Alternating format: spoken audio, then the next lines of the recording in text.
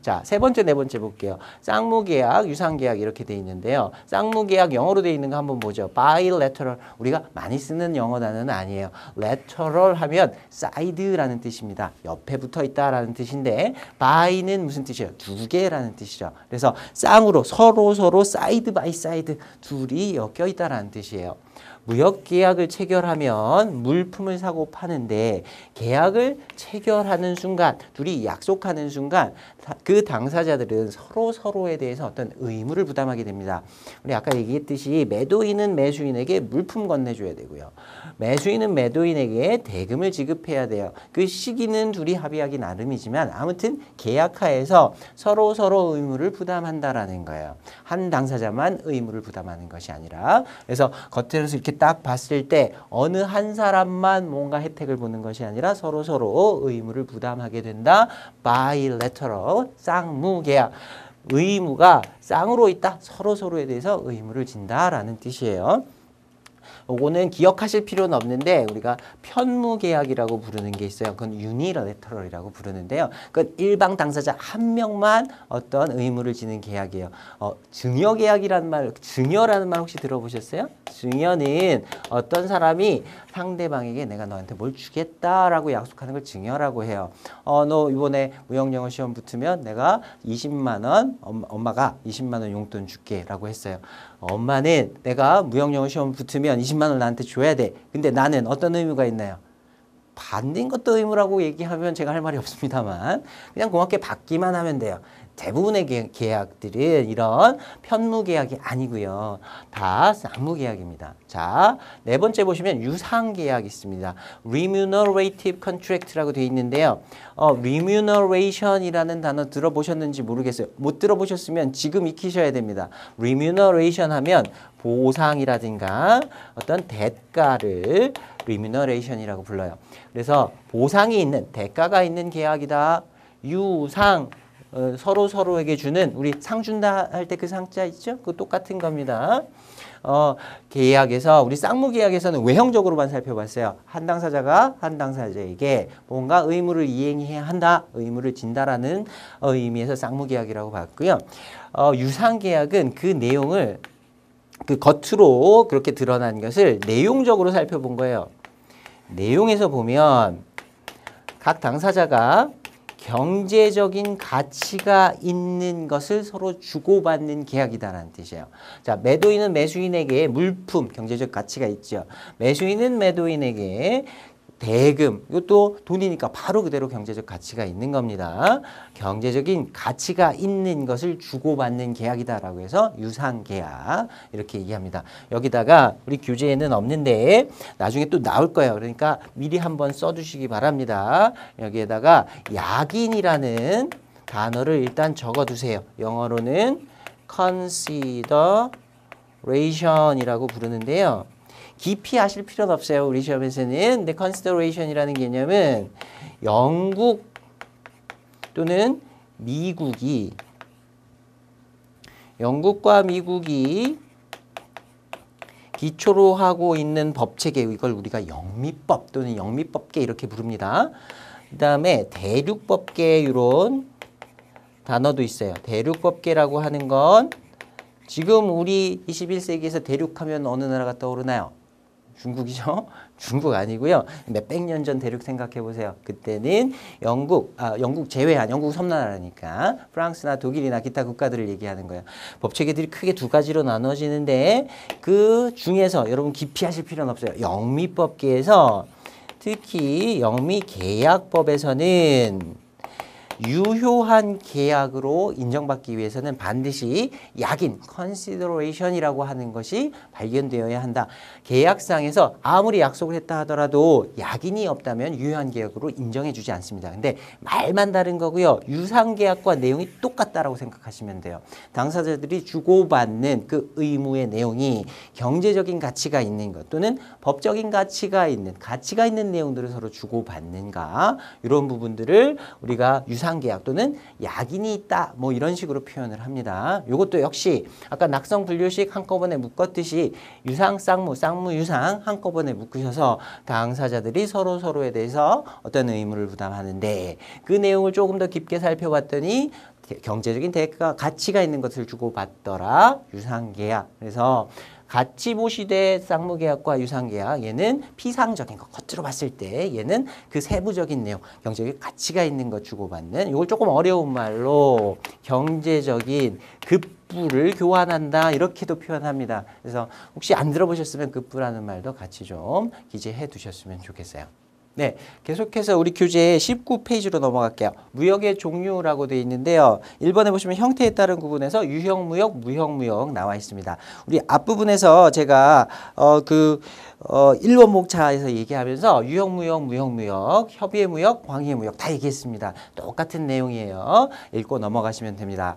자, 그 다음에 2번 목차 볼게요. 거래 방식에 따른 분류 해가지고 직접무역과 간접무역 이렇게 목차들이 양괄호 1번과 2번에 나와 있습니다. 19페이지예요. 자, 이렇게 크게 일단 직접무역과 간접무역 무역의 형태를 구분하는 방식이 여러 가지가 있는데 그 중에 이렇게 구분하는 방법도 있어요. 다이렉트 트레이드하고 인다이렉트 트레이드. 그냥 우리가 익숙한 영어 단어 기준으로 생각을 해보시면 됩니다. 다이렉트 직접 무역 말 그대로 직접 무역이라고 하는 건 매도인하고 매수인하고 거래를 직접 하는 거예요. 계약을 체결할 때 다른 사람 끼는 사람 없어요. 둘 간에 매도인과 매수인이 이렇게 계약을 체결했다라고 하면 직접 무역입니다. 자, 간접 무역은 그럼 뭘까? 간접 무역은 당사자 둘만 있는 게 아니라 제3자 third party 이렇게 얘기하는데 자, 파티라는 단어 제가 썼어요. 앞으로 이 단어 굉장히 많이 쓸 겁니다. 파티는 우리 금요일날 붉은 파티 말고 계약 체결할 때 그 계약 체결의 당사자를 우리가 파티라고 부릅니다. one party, another party. 그래서 한 당사자와 다른 당사자. third party라고 썼으니까 이건 뭘까요? 제3자인 거예요. 계약의 당사자가 아닌 제3자. 제3자가 중간에 끼어드는 무역을 통틀어서 우리가 간접무역, indirect라고 부릅니다. 자, 간접무역에도 사실은 형태가 여러 개가 있을 수 있는데 여러분은 두 개만 알아두시면 돼요. 첫 번째 중개무역, 두 번째 중개무역.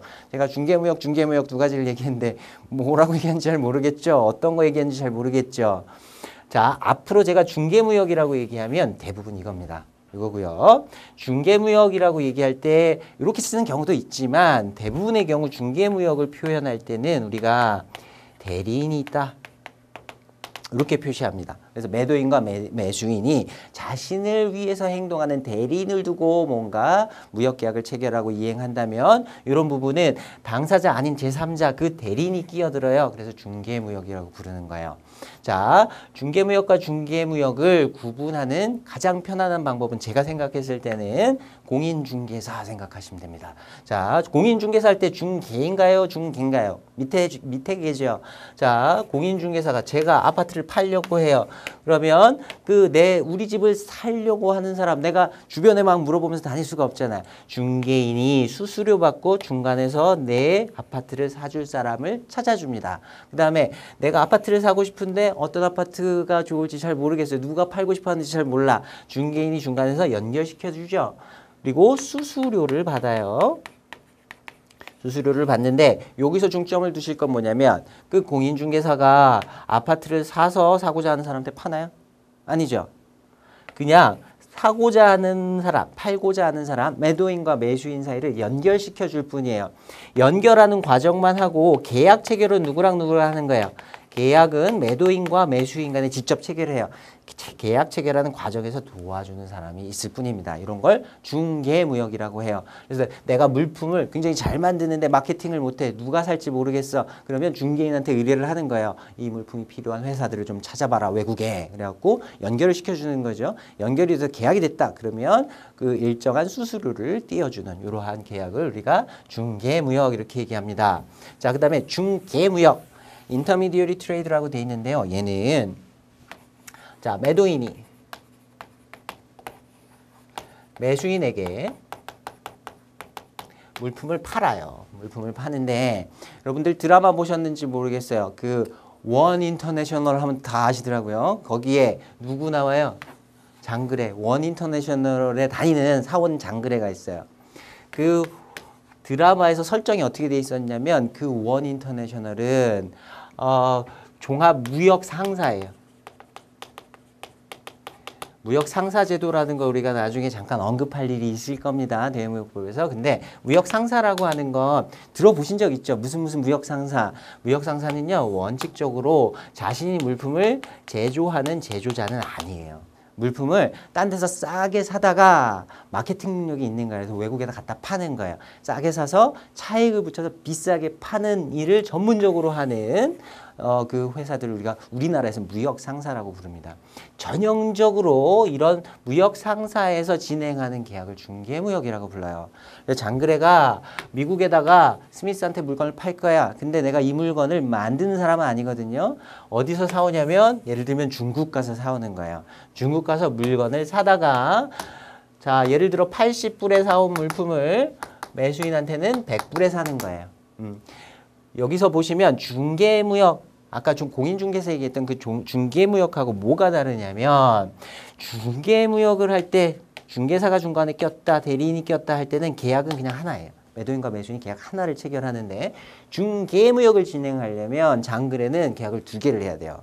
매도인, 실제로 물품을 제조하는 제조자로부터 물품을 구매하는 1번 계약을 하나 체결합니다. 그 다음에 그 계약과 별개로 자기가 미국에 있는 스미스한테 물품을 팔기 위한 계약, 2번째 계약을 체결해요.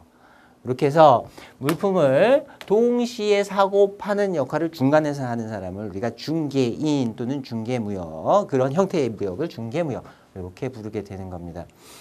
조금 옛날 말이라서 여러분들이 잘 익숙하실지 모르겠는데 오파상이라는 말 혹시 들어보셨는지 모르겠어요. 오빠 말고 오파상. 그게 제가 학교 다닐 때는 서점에 가면요, 뭐 50만 원만 있으면 오파상 할 수 있다, 뭐 이런 류의 책들이 굉장히 많이 있었어요. 그 오파상이 어디서 나온 말이냐면 오퍼에서 나온 말입니다. 오퍼를 내주는 사람이다. 그래서 오퍼를 전문으로 하는 상인, 그래서 오파상이라고 부르는데 오파가 조금 발음 이상하죠. 어디서 왔을까? 일본에서 왔어요. 일본에서 오파상 이렇게 부르는 거고요. 지금 제가 얘기했던 중개무역과 중개무역, 요 무역을 하는 사람 둘 중에 하나를 오파상이라고 불러요. 시험에는 안 나올 테지만 요 사람을 오파상이라고 불러요. 그리고 중개무역하는 사람, 실제로 저희가 물품을 사다가 파는 사람을 구분하기 위해서 무역상 이렇게 부르기도 합니다. 시험에는 안 나올 테지만 여러분이 지금 정확하게 이해되는 건 중개무역과 중개무역 2가지의 상황을 보셔야 돼요. 우리가 시험 상황에서 많이 나오는 건 아마 중개무역, 첫 번째 나오는 1번 동그라미에 나오는 중개무역 쪽이 훨씬 더 비중이 높을 겁니다. 자, 중개무역을 하는 사람과 중개무역을 하는 2가지의 무역상이 있어요. 어느 쪽이 부자 될 확률이 높을까요?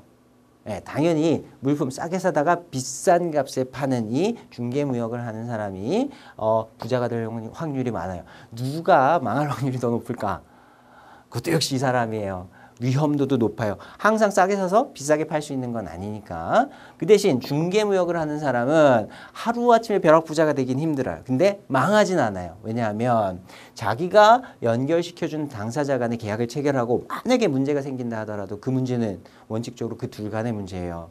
이 사람은 책임질 필요가 없어요. 근데 중개무역을 하는 장그래는 둘 중에 계약 하나만 뻐그러지면 큰일 나는 겁니다. 그래서 위험도도 더 크지만 그 대신 자기가 잘 이렇게 2가지를 매니지할 수 있다고 하면 중간에서 큰 차익을 좀 얻을 수도 있는 그런 특징이 있어요. 자, 그 다음에 간접무역 방식의 스위치 무역하고 통과무역이 있는데요. 이건 그냥 읽고 넘어가시면 됩니다. 우리 시험상으로도 그렇게 중요하진 않고요. 실무상으로도 그렇게 많이 쓰이는 내용은 아니에요. 간단하게만 설명을 드리면 스위치 무역이라고 하는 건 매도인하고 매수인이 계약을 체결해서 무역 거래를 진행하는데 이 중에서 대금 지급하는 매수인의 의무가 있죠. 이걸 직접 매수인이 매도인에게 지급하는 것이 아니고요.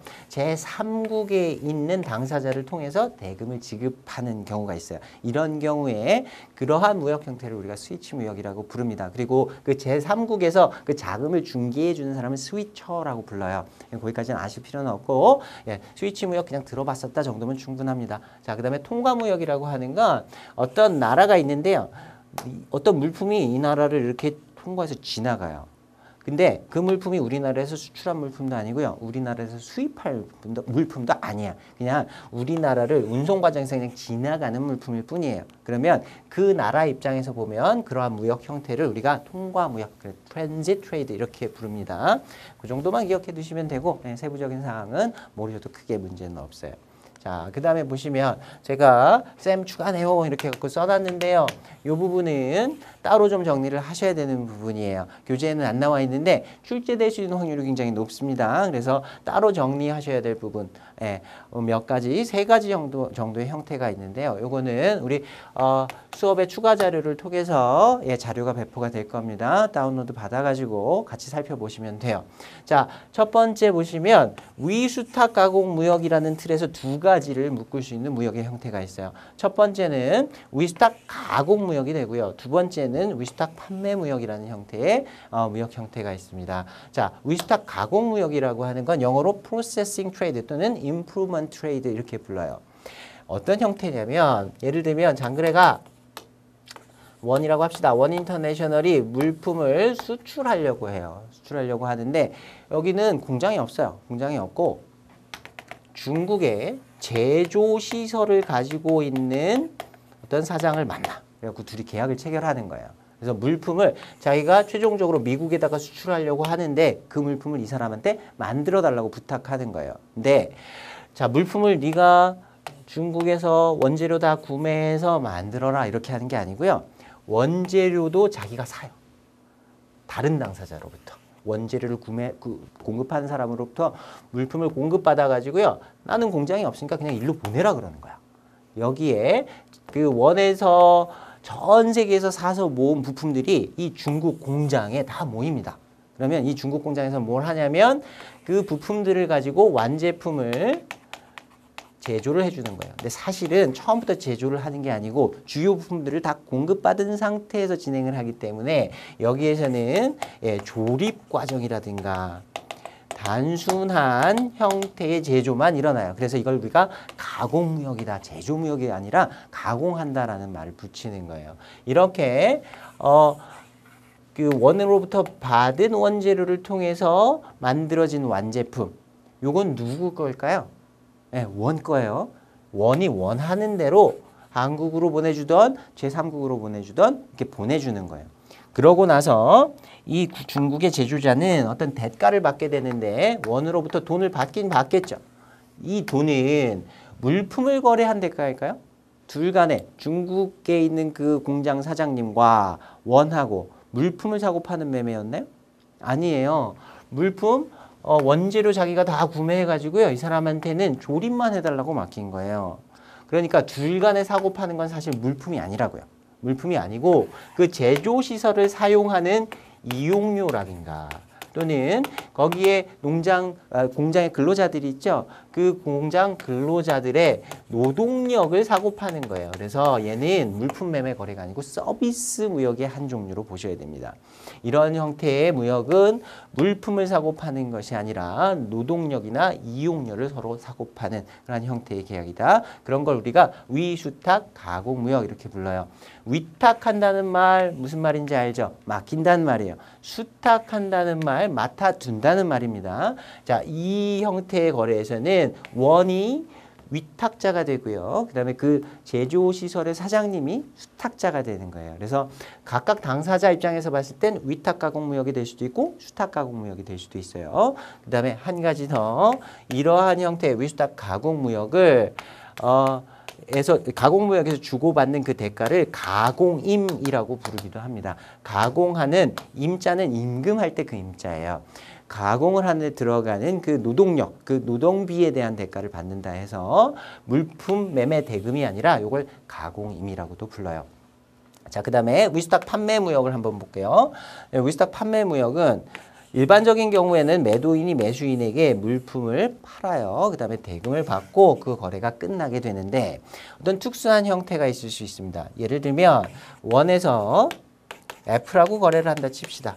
자, 원이 애플에다가 핸드폰 그 케이스 같은 걸 좀 판다 이렇게 쳐봐요. 근데 애플에서 살려고 하지 않아요. 잘 팔릴 것 같지가 않거든. 잘 모르겠어. 내가 이걸 왜 사야 돼? 그래서 사기 싫어해요. 그래서 원에서 또 다른 제안을 하나 합니다. 자, 애플이 갖고 있는 애플 스토어가 있죠, 미국에.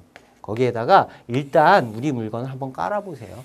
깔아보고 팔리면 팔린 만큼 우리한테 대금을 정산해 주시면 되고요. 안 팔려서 재고가 남으면요. 그럼 우리한테 다시 돌려주세요. 애플에서는 위험 부담할 게 하나도 없습니다라고 제안을 하는 거예요. 그러면 일반적으로 애플이 물품을 사는 것보다는 위험 부담이 적어요. 그래서 만약에 응했다라고 하면 애플 스토어에다 그 핸드폰 케이스를 깔아놓고 최종 소비자가 그걸 보고 아 괜찮다고 사. 그래서 예를 들어서 10불을 줬다 쳐요. 10달러를 줬어요. 그리고 주고 샀으면 애플에서는 예를 들어 뭐 한 3불 정도를 판매 수수료로 띱니다. 띄고 나머지 차액 7불만 나중에 송금을 해주는 거예요. 이런 형태의 계약에서는 매수인 입장에서는 일반적으로 물품을 구매할 때보다 훨씬 더 낮은 위험을 부담하게 되고요. 유리한 조건이에요. 대금 지급 미리 안 해도 되죠. 팔린 만큼 자기가 스스로 띄고 정산하면 돼요. 그리고 소유권 문제도 한번 볼까요? 일반적인 경우라면 소유권이 매도인으로부터 매수인에게 이전해요. 대금을 대가로 물품에 대한 대금을 받고 소유권을 넘겨줄 텐데 이러한 위수탁 판매 무역에서는 소유권 애플 스토어에 깔려있는 이 핸드폰 케이스는 누구 건가요? 팔리기 전까지. 애플 게 아니고 애플은 그냥 맡아둔 거예요. 그래서 수탁해서 판매하는 대리인에 불과한 거고 지금 아직 판매되지 않은 상태에서는 원 거예요. 여기에서 최종 소비자로 바로 소유권이 넘어가게 되는 거예요.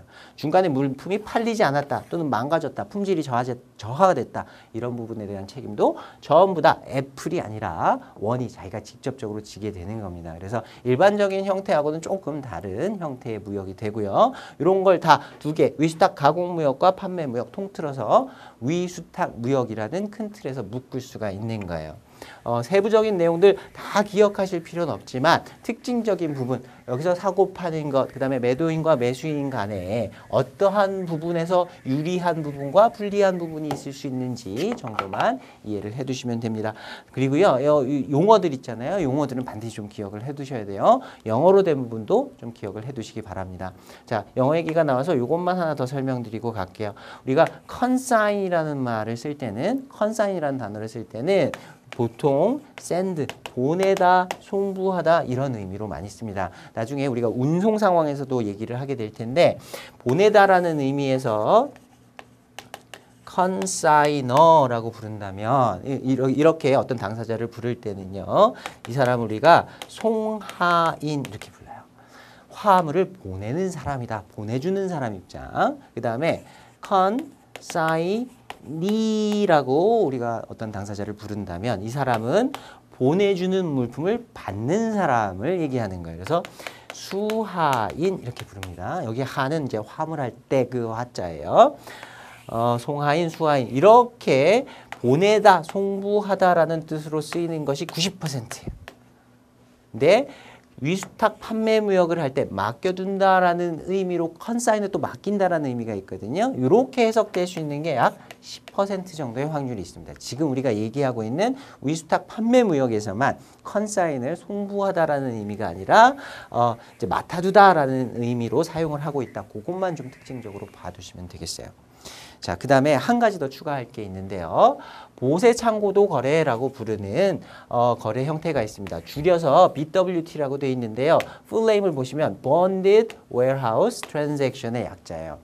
Bonded 하면 우리가 아직 관세법을 안 배웠는데 관세법에서 물품을 수입하기 전에 또는 수출하기 전에 그 수출입의 통관 과정을 진행하기 위해서 물리적으로 물품을 일시적으로 보관하는 장소가 필요합니다. 그런 보관 장소를 우리가 보세구역이라고 부르는데요. 영어로는 bonded 하면 보세라고 생각하시면 돼요. 자, warehouse는 잘 아시죠? 창고라는 뜻이에요. 그래서 보세 창고, bonded warehouse 하면 보세 창고라는 뜻입니다. transaction 거래라는 뜻이고요. 그래서 줄여서 BWT라고 부르는데 실무상 BWT라고 그냥 줄여서 부르는 경우가 더 많아요. 그러니까 약자까지 같이 익혀 두셔야 됩니다. 자, 보세 창고도 거래, 보세 창고에서 물품을 거래하는 거겠지 뭐. 예, 맞아요. 근데 여기서 중요한 건 뭐냐면 그 보세 창고가 수출국에 있는 것이냐 또는 수입국에 있는 것이냐 요것만 잘 기억해 두시면 됩니다. 여기서 BWT 거래에서는 수입국에 있는 보세 창고를 말하는 거예요. 수입국에 있는 보세 창고에다가 물품을 갖다 놔요. 그 다음에 물품 매매 계약을 체결하고 물품을 파는 거래를 얘기합니다. 자, 일반적으로 또 원 얘기를 한번 해볼까요? 일반적이라면 원은 매매 계약을 체결한 다음에 그 계약에 따라서 물품을 외국으로 보내줄 거예요. 수입국에서 필요하다 하면 그 장소로 보내줄 텐데 이 보세 창고도 거래에서는요. 계약을 체결하지 않았어. 누가 물품을 살지 모르는 상태에서 물품을 일단 수입국에서 갖다 놔요. 갖다 놓은 상태에서 여기서 매수인을 찾아서 거래를 하는 이런 형태를 얘기합니다. 굉장히 어때요? 일반적인 무역 거래하고 매도인 입장에서는 위험 부담이 클까요? 낮을까요? 누가 살지 몰라요. 안 팔릴 수도 있어. 근데 물품을 갖다 놓고 파는 거야. 굉장히 자신감이 넘치는 거죠. 네. 왜 그러냐면 이거 아무 물품이나 이렇게 하는 건 아니에요. 수요자가 많은 물품. 어떤 산업에서도 다 기초 재료로 많이 사용하는 물품들이 있어요. 뭐 예를 들면 알코올이라든가 뭐 기본 플라스틱 녹이는 그 기본 소재들 뭐 이런 것들은 뭐 식품 회사라든가 무슨 화학 회사라든가 일반적인 제조업체 다 필요한 물품들이에요. 근데 그런 물품들의 특징이 뭐가 있냐면 가격이 좀 쌉니다. 가격이 싸고 운송비 조금씩 팔면 배보다 배꼽이 더 커요. 운송비가 더 많이 들어. 그래서 대량으로 거래를 해야 해요. 근데 어떤 수입자들은 조금만 필요하거든요. 이런 사람들이 분명히 있다고. 그러니까 한꺼번에 운송을 해서 한꺼번에 갖다 놓는 거예요. 그러면 운송비가 많이 줄어들겠죠. 그 상태에서 조금씩 소분해서 파는 겁니다. 그래서 일반적인 물품 다 해당하는 것은 아니고 특징적인 물품들이 있어요. 자, BWT 거래에서 잘 기억해 두셔야 될 것 수입국에다 갖다 놓고 판다. 그다음에 모든 물품이 이에 해당하는 것은 아니다. 그다음에 우리 아직 신용장을 안 배웠는데 신용장에서 그 스테일 BL이라고 하는 BL도 우리 아직 안 배웠어요. 일단 여기다가 교재 나눠드린 그 자료에 쓰여 있을 거예요. 스테일 BL, acceptable